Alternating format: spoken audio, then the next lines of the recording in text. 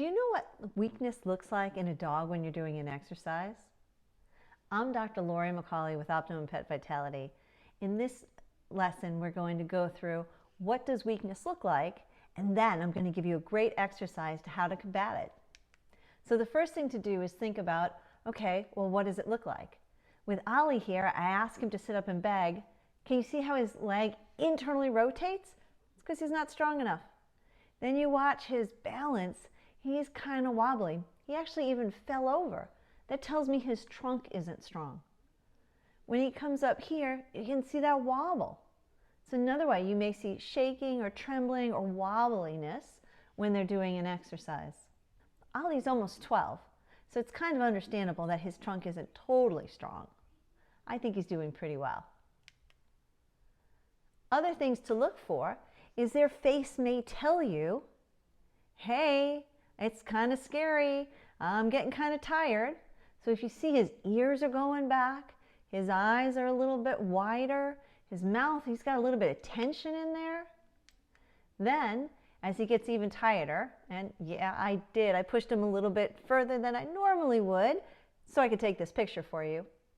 His eyes are like, whoa, Mom, getting really tired. His ears are all the way back. Now his mouth is kind of slack. And his eyes are actually kind of even lower, like, oh, Mom, really, really hard. Weakness is not a negative finding. It's actually a positive finding. Because if we find it, then we know what to do to make the dog stronger. So it's an area of opportunity. If you think about it, we want to find the areas of weakness so that we can strengthen them specifically where they're weak to get them optimally strong. If you only do the easy exercises, you're never really going to get any stronger.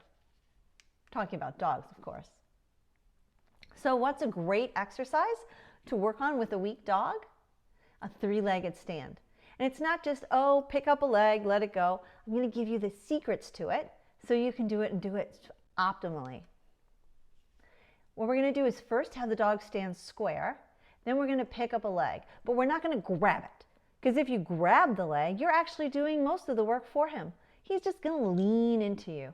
So if you see here, we're picking it up with a thumb or a finger only. You pick it up, and they may do some wobbling, and that's okay.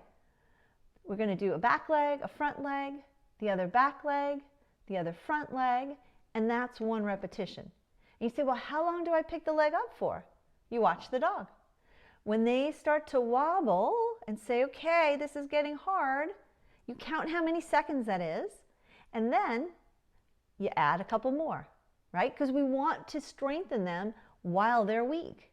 So while they're wobbly, 3, 4, 5 more seconds, then we're going to gently put it down and go to the next leg. Once we've done a full repetition, we can decide, well, how many repetitions should I do? Well, if the dog can only hold it for like 3 or 4 seconds, probably only going to do 2 or 3 reps.